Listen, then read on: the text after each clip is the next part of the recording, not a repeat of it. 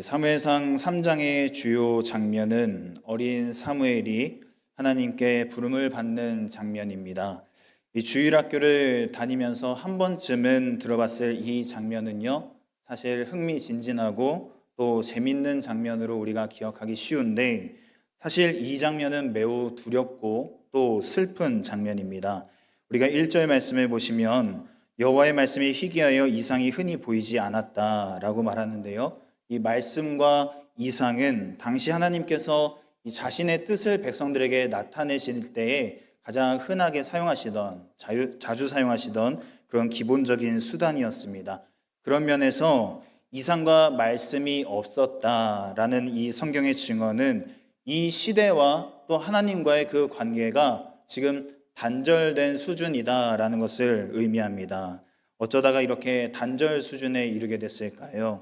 이 이스라엘은요, 말도 안 되는 범죄가 일어나도 개혁은커녕 이것에 대한 어떤 고찰이나 반성이 없었습니다. 바로잡지 못할 수준에 이르렀죠. 이스라엘을 향한 하나님의 눈은 싸늘해질 수밖에 없었습니다. 하나님의 눈이 싸늘해지니까 이스라엘은 점점 더 죄를 쌓고 죄가 점점 더 커지자 하나님의 눈은 또 더 어떻게 됐을까요? 더 차가워지셨겠죠. 이런 관계의 악순환이 계속됩니다. 2절 말씀은 이렇게 말합니다. 엘리의 눈이 점점 어두워가서 잘 보지 못하는 그때에. 이 성경에서 눈은요, 인간의 영적인 인식을 나타낼 수 있는 신체 부분으로 묘사되고 있습니다. 이 창세기 3장 5절 말씀 함께 읽어보도록 하겠습니다. 너희가 그것을 먹는 날에는 너희 눈이 밝아져 하나님과 같이 되어 선악을 알 줄 하나님이 아심이니라. 또 에베소서 1장 18절 19절 말씀은 이렇게 말씀합니다. 너희 마음의 눈을 밝히사 그의 부르심의 소망이 무엇이며 성도 안에서 그 기업의 영광의 풍성함이 무엇이며 그의 힘의 위력으로 역사하심을 따라 믿는 우리에게 베푸신 능력의 지극히 크심이 어떠한 것을 너희로 알게 하시기를 구하노라. 자, 마음의 눈을 밝히사 어떻게 한다고요? 너희로 알게 하시기를 구한다라고 이야기하죠. 그런데 이 눈은요, 근심으로 인해서 어두워진다라고 또 성경은 말씀합니다. 우리 욥기서 17장 7절 말씀 함께 읽습니다. 내 눈은 근심 때문에 어두워지고 나의 온 지체는 그림자 같구나. 또 시편에서는 이렇게 이야기를 합니다. 내 눈이 근심으로 말미암아 쇠하며 내 모든 대적으로 말미암아 어두워졌나이다. 여호와여, 내가 고통 중에 있사오니 내게 은혜를 베푸소서. 내가 근심 때문에 눈과 영혼과 몸이 쇠하였나이다. 곤란으로 말미암아 내 눈이 쇠하였나이다. 자, 그럼 엘리의 눈이 점점 어두워져 갔다라는 말은 무슨 의미일까요? 근심이 점점 더해져서 이 영적인 분별력, 인식력이 떨어지고 있다는 겁니다. 여러분, 엘리의 근심이 무엇이었습니까? 무엇이었죠? 엘리의 근심은 자녀들이었습니다. 지난주 그 이름의 좋은 의미대로 살지 못하고 나쁜 의미를 따라서 살다간 홈리와 비느하스 이야기 여러분 기억나십니까? 이 홈리와 비느하스가 엘리의 근심이었습니다. 잘 보지 못하는 그때에 그가 자기 처소에 누웠다라고 또 이야기합니다. 이 영적 인식력, 판단력이 점점 떨어진 엘리의 결정은 무엇이었습니까? 자기 처소에 눕는 것이었죠. 그 시간에 홈리와 비느하스는 무엇을 하고 있었을까요? 하나님께 온 마음을 다해서 제사를 지내고 있지는 않았을 겁니다. 그들은 그 시간에도 여전히 하나님을 떠나 있었고 하나님과 관계가 단절되어 있었고 죄를 짓고 있습니다. 그렇게 죄를 짓고 있는데 엘리는 그 시간 자기 처소로 나아가 자기 처소에 눕습니다. 그걸 선택하지요. 그것이 여러분 엘리가 생각할 때 그 자녀를 향한 자신의 사랑이라고 생각했을까요? 아니면 다 큰 자녀를 자기도 나도 어찌할 수 없으니 잠이나 자야겠다라는 마음이었을까요? 최소한 여러분 제사장 직분을 박탈해서 하나님 앞에 더 큰 죄를 짓지 못하도록 막는 것이 어쩌면 아비된 제사장 된 엘리의 최소한의 행동이었을지도 모릅니다. 그러나 홈리와 비나스를 그대로 방치한 결과 하나님의 진노는 이제 더 이상 멈출 수 없게 됐습니다. 하나님의 진노는 한 사람을 통해서 전달되는데요. 바로 어린 사무엘입니다. 하나님께서 사무엘을 부르시는데 3번을 부르고 계세요. 그때까지도 사무엘은 하나님의 부르심을 전혀 깨닫지 못합니다. 그리고서 엘리 제사장을 찾아가지요. 저를 부르셨습니까? 그런데 다행히 엘리 제사장이 눈은 점점 어두워졌지만 완전히 장님은 아니었던 것 같습니다.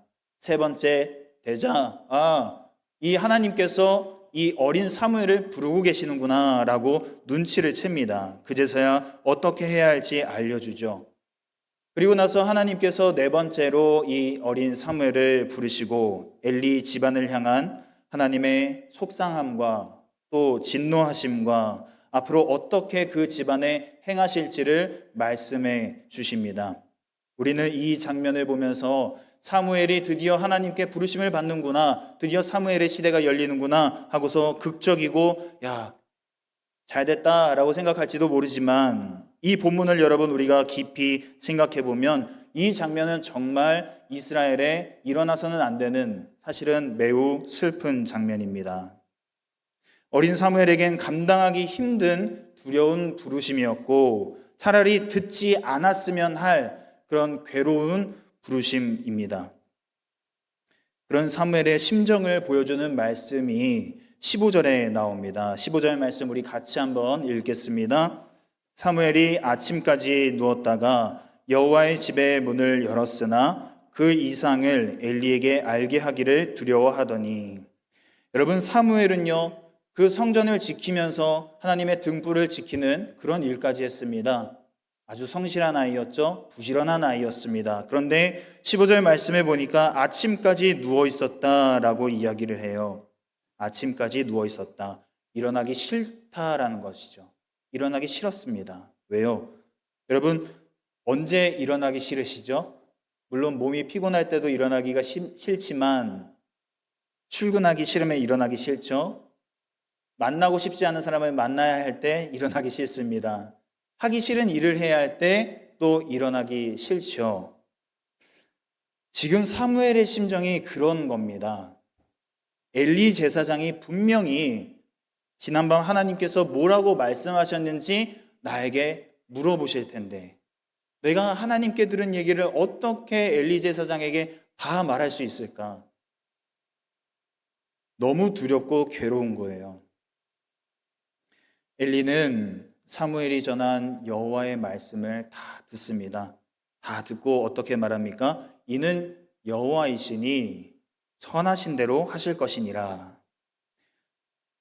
어떻게 보면요, 이 말이 믿음이 있고 굉장히 순종적이고 괜찮은 말처럼 보일지 모르겠습니다. 그런데 이 반응을 우리가 조금 더 묵상을 해보면 이렇습니다. 엘리의 이 반응에는요, 아들이자 또 제사장 그룹의 죄에 대해서 자기가 어떤 책임을 지거나 회개하는 모습이 없습니다. 오히려 하나님께 이 모든 상황의 책임을 넘겨버리면서 그래요, 하나님이 알아서 하시겠죠, 이런 느낌을 받게 합니다. 여러분, 결자해지라는 말 알고 계시죠? 결자해지, 자기가 저지른 일은 자기가 해결해야 한다. 홈리와 비느하스의 문제는 누구로부터 기인한 것이었습니까? 아버지이자 제사장인 엘리로부터 시작된 것을 우리가 부인할 수는 없습니다. 물론 자녀의 모든 잘못을요, 그 부모로부터 찾는 것은요, 성급한 일반화이죠. 그 조심해야 됩니다.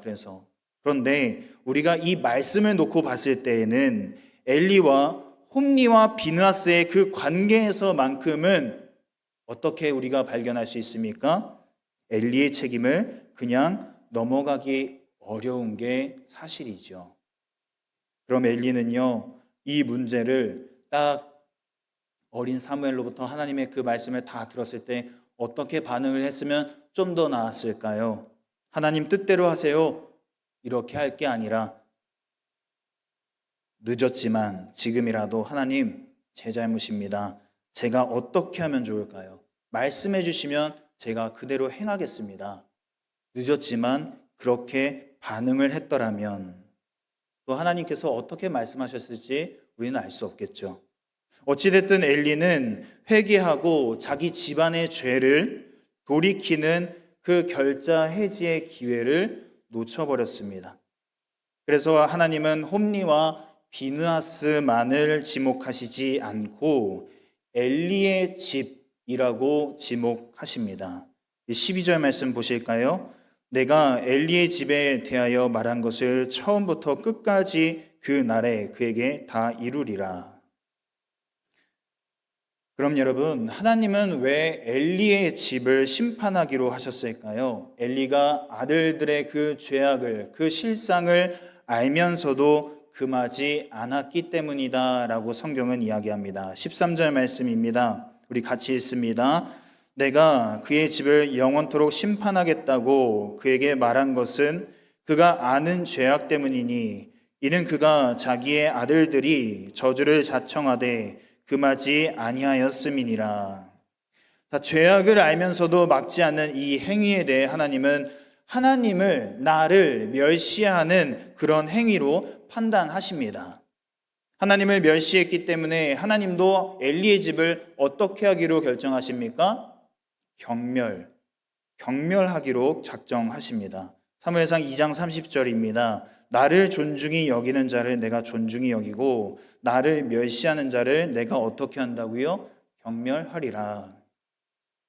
여러분, 홈리와 비느하스가 하나님을 어떻게 멸시합니까? 지난주에 제가 말씀을 드렸었죠. 하나님께 드릴 제물을 가로채고 지켜야 될 법도를 지키지 않습니다. 2장 29절입니다. 너희는 어찌하여 내가 내 처소에서 명령한 내 제물과 예물을 밟으며 예물 드리는 법도와 제사 드리는 이 법도를 너네가 무시했다는 거예요. 그 무시하는 행위가 나를 멸시하는 거다. 하나님을 모욕하는 행위다. 그런데 문제는 이런 악행을 누가 눈 감아줬습니까? 아버지 제사장 엘리. 29절 이어서 봅니다. 내 아들들을 나보다 더 중히 여겨 내 백성 이스라엘이 드리는 가장 좋은 것으로 너희들을 살찌게 하느냐. 어떤 악행을 눈 감아줬다고요? 하나님께 드리는 예물을 가로채고 그것으로 너희들의 배를 불리는 행위를 네가 눈 감아줬다. 이런 행위로, 이런 이유로 하나님은 엘리의 집을 이렇게 만들어버리겠다라고 다짐하십니다. 2장 36절 우리 같이 한번 읽습니다. 내 집에 남은 사람이 각기 와서 은 한 조각과 떡 한 덩이를 위하여 그에게 엎드려 이르되 청하노니 내게 제사장의 직분 하나를 맡겨 내게 떡 조각을 먹게 하소서 하리라 하셨다 하니라. 자, 여러분 얼마나 슬프고 안타까운 일인지 모릅니다. 왠지 아세요? 여러분 엘리의 집은요 보통 제사장 가문이 아닙니다. 28절 말씀을 보면 이렇게 하나님 말씀하십니다. 이스라엘 모든 지파 중에서 하나님인 내가 그를 택하여 엘리를 택하여 내 제사장으로 삼았다. 그가 내 제단에 올라 분향했다. 내 앞에서 에봇을 입게 했다. 이스라엘 자손이 드리는 모든 화제를 내가 내 조상의 집에 주지 아니하였느냐. 엄청난 권한과 엄청난 혜택과 그 복을 이 집안에 허락해 주셨어요. 그런 집인데, 그런 가문인데 아들들의 악행과 또 그것을 말리지 않고 방관한 엘리로 인해서 이제는 그 가문이 너희들 그래 이제는 먹고 살기 위해서 제사장 직분을 구하는 그런 가문으로 전락할 거야. 그렇게 지금 말씀하시는 겁니다. 여러분 오늘 말씀을 통해서 여러분과 나누고 싶은 교훈은 이렇습니다. 우리 마음에 엘리의 집이 있다라는 거예요. 우리 마음에 엘리의 집이 있습니다. 엘리의 집은 어떤 집입니까? 하나님보다 나를 앞세우는 집이죠. 하나님의 것을 훔치는 집입니다. 도덕적으로나 영적으로나 음란한 집입니다. 이것을 알면서도 외면하고 묵인하고 한 번쯤은 괜찮다고 이야기하고 넘어가는 집입니다. 하나님보다 아들들을 아끼고 사랑했듯이 하나님보다 다른 것을 아끼고 사랑하는 집이 바로 엘리의 집이죠. 우리 마음에 이런 엘리의 집이 있지 않습니까? 이 엘리의 집에 깊숙이 뿌리 내려서 그 집을 올가매는 죄가 있습니다. 첫 번째, 교만함과 두 번째, 하나님을 업신여기는 마음입니다. 내가 이 이스라엘의 제사장이다. 우리 집안이 이스라엘의 제사를 맡은 집안이야. 우리 아버지가 이스라엘의 사사야. 내가 이스라엘의 사사를 맡고 제사장으로서 40년간 있었어. 이런 마음에서 솟아나는 교만함이 엘리의 집을 올가매고 있었습니다. 이것은요, 한나의 기도를 통해서도 우리가 볼 수 있는데요. 한나의 기도, 그 기도가 2장 맨 처음에 자리 잡고 있습니다. 그 한나의 기도가 끝나자마자 누구의 이야기가 나오냐면 홈리와 비나스의 악행이 나옵니다. 본문의 배치와 또 이야기가 흘러가는 이 전개상 한나의 기도 내용이 앞으로 등장하는 이 홈리와 비나스, 엘리의 아들들과 연결돼 있구나라는 것을 우리가 볼 수 있습니다. 특히 한나의 기도 중에 3절 말씀, 이 3절 말씀은 엘리와 그의 아들들을 직접적으로 가리키는 그런 분위기를 물씬 풍기고 있습니다. 3절 말씀 같이 한번 읽어보겠습니다. 심히 교만한 말을 다시 하지 말 것이며 오만한 말을 너희의 입에서 내지 말지어다. 여호와는 지식의 하나님이시라. 행동을 달아보시느니라. 여러분, 홈리와 비느하스가 사람들을 대하는 말이 얼마나 교만하고 폭력적이고 뱀의 입 같았습니까? 이들의 교만하고 폭력적인 언행 속에서 우리가 깨달아야 할 것이 있다면 하나님께서 그들의 언행을 지켜보시면서 하나님의 그 심판의 저울에 계속 달아놓고 계셨다라는 거예요. 그것처럼 우리의 교만함과 폭력적인 그리고 뱀의 입 같은 그런 모든 언행을 하나님은 어떻게 하고 계십니까? 그냥 지나치시는 게 아니에요. 계속 하나님의 그 심판의 저울추에 달아놓고 계시는구나. 하나님은 그 죄를 그냥 넘어가고 계시지 않는구나. 엘리의 집을 올가맨 두 번째는 하나님을 업신여기는 마음이었습니다. 훗날 홈리와 비느하스가 전쟁에서 죽었다는 소식을 듣고 이 엘리가 의자에서 넘어져 목이 부러져 죽게 되지요. 사무엘상 4장 18절 말씀입니다. 하나님의 궤를 말할 때에 하나님의 언약궤이죠. 그 궤가 이제 블레셋과의 싸움에서 블레셋 쪽으로 넘어갑니다. 그 사실을 말할 때에 엘리가 자기 의자에서 뒤로 넘어져 문 곁에서 목이 부러져 죽었으니 나이가 많고 비대한 까닭이라. 그가 이스라엘의 사사가 된 지 40년이었더라. 여러분, 엘리가 목이 부러져 죽은 이유를 한번 보십시오. 나이가 많고 무슨 까닭이라고요? 비대한 까닭.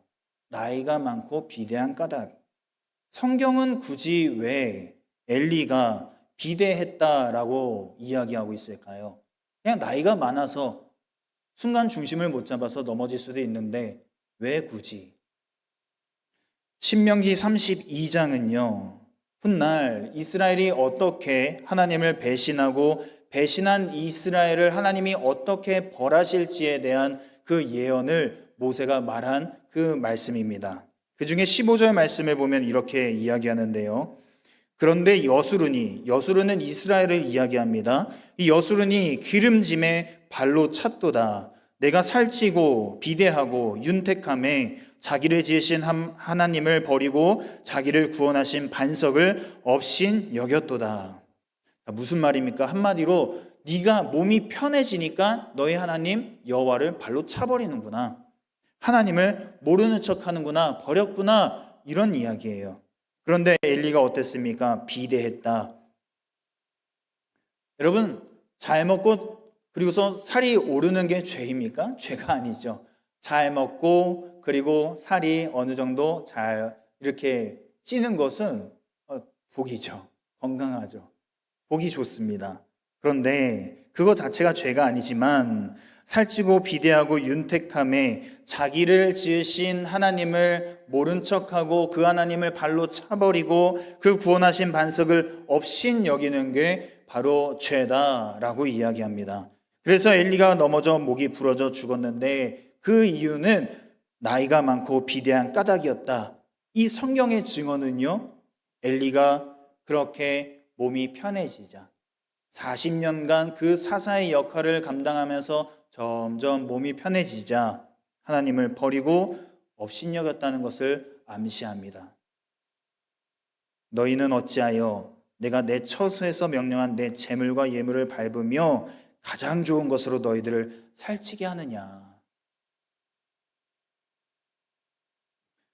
엘리의 집은 잘 먹고 잘 살면서 살찌고 비대하고 윤택해져 갔습니다. 하지만 정말 우습게도 윤택해져 갈수록 이 엘리의 눈은 점점 어두워져 갑니다. 영적인 분별력은 점점 쇠약해져 갑니다. 그 결과 그들은 제사장임에도 불구하고 하나님이 없는 것처럼 행동했고, 이것은 하나님을 업신여기는 행위로 이어졌고, 하나님을 업신여기는 행위는 하나님을 향한 교만함으로 이어집니다. 그 교만함이 결국에는 엘리의 집을 다 무너뜨리고 만 거예요. 여러분, 엘리와 그의 아들들이 제사장이기 때문에 하나님의 진노가 더 컸던 것은 사실입니다. 그러나 이 말씀을 오늘날 교회 일을 풀타임으로 소화하고 있는 목회자들에게만 적용할 말씀이 아니라 내 마음에, 그리고 우리 집안에 지금 엘리의 집이 세워지고 있지는 않은지 그것을 바라봐야 된다는 것이죠. 그것을 두렵고 떨리는 마음으로 스스로 바라보면서 내 스스로를 경책해야 합니다. 여러분, 이제 말씀을 맺겠는데요, 엘리의 집이 세워지지 않도록 말씀으로 그리스도의 집을 세워 나아가시기를 바랍니다. 여러분 삶에 말씀이 희귀해지지 않도록 말씀으로 집을 세우시기 바랍니다. 결국 이 교만함과 하나님을 업신여기는 마음을 없앨 수 있는 유일한 방법은요, 말씀밖에 없습니다. 히브리서 4장 12절 말씀입니다. 우리 같이 읽겠습니다. 하나님의 말씀은 살아있고 활력이 있어 좌우의 날선 어떤 검보다도 예리하여 혼과 영과 및 관절과 골수를 찔러 쪼개기까지 하며 또 마음의 생각과 뜻을 판단하나니. 말씀이 어떻게 역사할 수 있겠습니까? 우리 안에 세워져 가고 있는 그 엘리의 집을 쪼개고 이미 세워져 있는 그 엘리의 집을 무너뜨릴 수 있는 능력, 그 능력이 바로 말씀에 있다라는 거죠. 내 마음과 생각을 붙들어서 주님이 기뻐하시는 길이, 주님이 기뻐하시는 뜻이 무엇인지를 계속 알려주고 인도해 주는 것이 바로 말씀이라는 겁니다. 성도의 권리이자 의무인 이 말씀 읽기, 말씀을 공부하는 것도 중요하고요. 중요하지만 저는 그렇게 생각해요. 말씀을 읽는 거, 말씀을 그냥 단순히 읽는 것만으로도 하나님께서 굉장히 기뻐하신다. 그 말씀 읽기 중에 성령께서 조명하시고 깨닫게 하시고 나의 부족함을, 나의 죄를 밝혀주시고 빛 가운데로 나를 드러내 주신다. 그렇게 믿습니다. 여러분, 말씀 읽는 거를 여러분 다시 한번 시작하시기를 바랍니다. 말씀을 읽어야 합니다. 우리 교회와 가정과 내 마음에 그리스도의 집이 세워질 수 있도록 여러분 말씀을 계속해서 읽어 나가시기를 간절히 바랍니다. 오늘 말씀을 기억하면서 함께 기도하겠습니다. 여러분, 혹시 몸이 어제 김장하시느라고 피곤하신 분들께 몸이 편하지 않으십니까? 라고 질문하는 게 조금 우습긴 하지만 여러분, 몸이 편해져 있지 않으십니까? 몸이 편해져서 혹시나 나도 모르는 중에 나도 모르는 방법으로 하나님을 업신여기는 죄를 짓고 있지는 않은지, 이제까지 인도하시고 주신 복을 착각해서 교만해져 있지는 않은지, 나도 모르는 사이에 그 엘리의 집을 내 마음에, 내 가정에, 우리 교회에 세워가고 있지는 않은지, 여러분 이 시간 다시 한번 돌아볼 수 있기를 바랍니다. 우리의 영안이 어두워져서 하나님 뜻을 분간하지 못하고 육체를 따라서 산 건 용서해달라고, 내 성질을 따라서 산 건 용서해달라고, 하나님 내 안에 자리 잡고 있는 교만함과 하나님을 업신여기는 마음 용서해달라고, 그렇게 회개의 기도 하나님 앞에 올려드리며 나아가길 소망합니다. 함께 통성으로 기도합니다. 하나님 이 시간 저희를 긍휼히 여겨 주시옵소서. 주님 우리를 불쌍히 여겨 주시옵소서. 우리의 죄를 용서하여 주시옵소서. 하나님 앞에 교만하였던, 또 하나님을 업신여기는 그 마음 주님 용서하여 주시옵소서.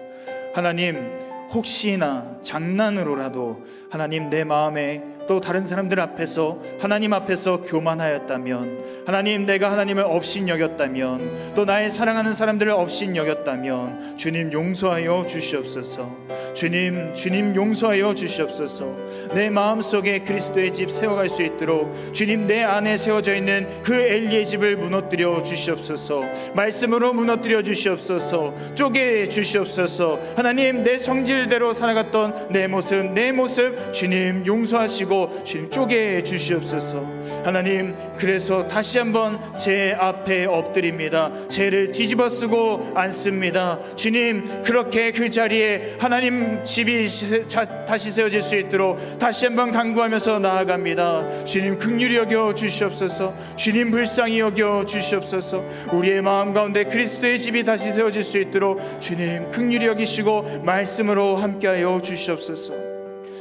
하나님 이 시간 다시 한번 우리 기도하기를 원하는데요, 우리 청년들 위해서 기도하기를 원합니다. 또 자녀들 위해서 기도하기를 원합니다. 하나님 경외하는 청년, 또 그리스도의 집을 세워가는 자녀들이 될 수 있도록, 또 내 힘과 능력으로는 자녀 양육에 한계가 있습니다. 주님께서 우리 청년들과 자녀들을 긍휼히 여겨주셔서 홈리와 비느하스의 길을 따라가지 않도록 하나님께서 긍휼히 여기신다면 그 사무엘의 길을 따라갈 수 있도록 주님 이 시간도 우리의 청년들과 자녀들을 긍휼히 여겨달라고 다시 한번 통성으로 기도하면서 나아가겠습니다. 하나님 이 시간 간절히 구합니다. 주님께서 긍휼히 여기셔서 우리의 사랑하는 청년들과 자녀들을 기억하여 주시고 하나님의 은혜 가운데 붙들어 주시기를 원합니다. 하나님 한 번도 단 한순간도 우리 청년들과 자녀들의 손을 놓지 않으시고 그들을 불타는 눈동자로 바라보시며 그들의 가는 길마다 동행하여 주셨는데, 하나님 우리의 자녀들 우리의 청년들 그 손길을 뿌리치고 내 마음대로 내 뜻대로 살아가려 하지 않았습니까? 주님 불쌍히 여겨 주시옵소서. 긍휼히 여겨 주시옵소서. 이 시간 다시 한번 간구하는 것은 우리 청년들과 그 자녀들의 발걸음 인도하여 주시고 그들의 손을 다시 한번 굳게 붙잡아 주시고 말씀으로 다시 세워주시고 하나님을 사랑하는 마음이 회복되게 하시고 예배를 사랑하는 마음이 회복되게 하시고 교회를 사랑하는 마음이 회복되게 하여 주셔서 하나님 정말로 다시 한번 주님과의 관계가 회복되게 하시고 그 단절된 관계가 다시 한번 회복되게 하여 주셔서 주님께 영광 올려드리며 주님의 뜻을 이루어가며 주님께서 기뻐하시는 삶을 살아가는 하나님 이 땅 가운데 보내신 그 목적을 이루어가는 우리의 청년들 우리의 자녀들 될 수 있도록 은혜를 베풀어 주시옵소서. 이 시간도 우리 청년들 우리의 자녀들 주님 앞에 올려드립니다. 주님의 손 위에 올려놓습니다. 주님 긍휼히 여겨 주시옵소서. 주님 불쌍히 여기시고 주님 그 이름을 기억하여 주시옵소서. 하나님 감사합니다.